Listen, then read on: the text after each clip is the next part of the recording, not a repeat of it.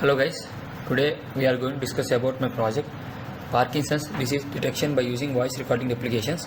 So that here I had taken that online dataset in which the dataset consists of 80 patients records of their voice. Here we will consider voice recordings so that we will extract the features of voice which we want. So that I am going to upload the data which I had already extracted from the online. Let's see this.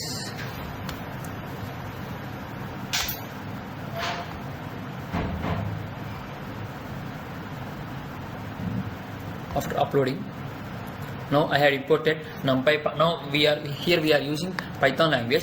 I imported NumPys and pandas and different libraries, scikit-learn, etc. to extract the features which we want. After the data collection, the data has been collected already. I had given here in file section so that the name is parkinsons.csv. This is the file dataset which has been uploaded. After that, printing the first 5 rows for clarification so that we can see all these. After that, we are going to consider the number of rows and columns in the data frame. Here we have 195 rows and 24 columns.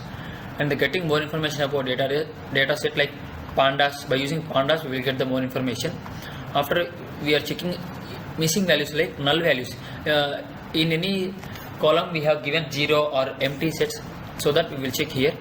After that, getting some statistical measures about the data, so that what is the minimum percentage, maximum percentage and all. After the distribution the target variable, we will distribute the target variable so that our target variables are 1 and our target variables and integers are 1 and 0.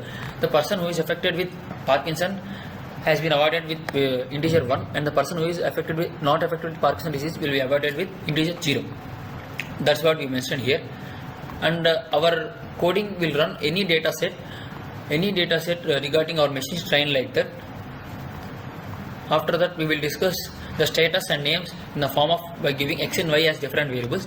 From that, we will print x, and after that we will print y, so that what are the features and what are the data which is involved in x and y variables. After that, by splitting the data and all, we will test and train the data sets. And after that, data standardization by using scalar variable, we will standardize the data. See here. After that, print the x variable which is x train. After that, by using I nearly told that by using support vector machine and scikit-learn concepts, we declared a variable called linear so that we will extract the data. And after that, we will find the accuracy score. Here in our model, the accuracy score is up to 88%. The accuracy score is almost 88%.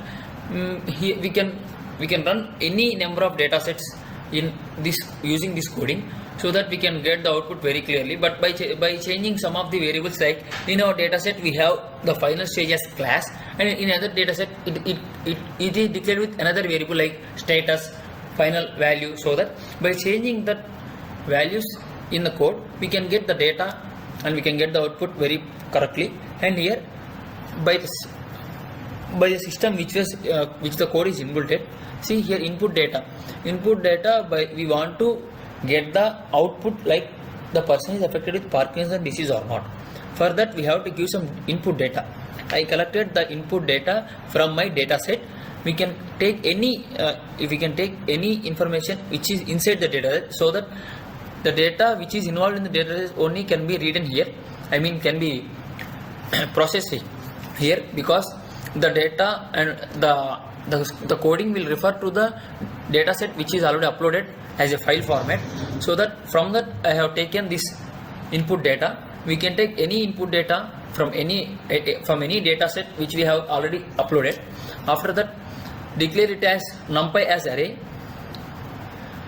After that, reshaping the NumPy. Here we have given 1 and -1, because if we don't give 1 and -1, the limit will be up to 197 rows and 24 columns.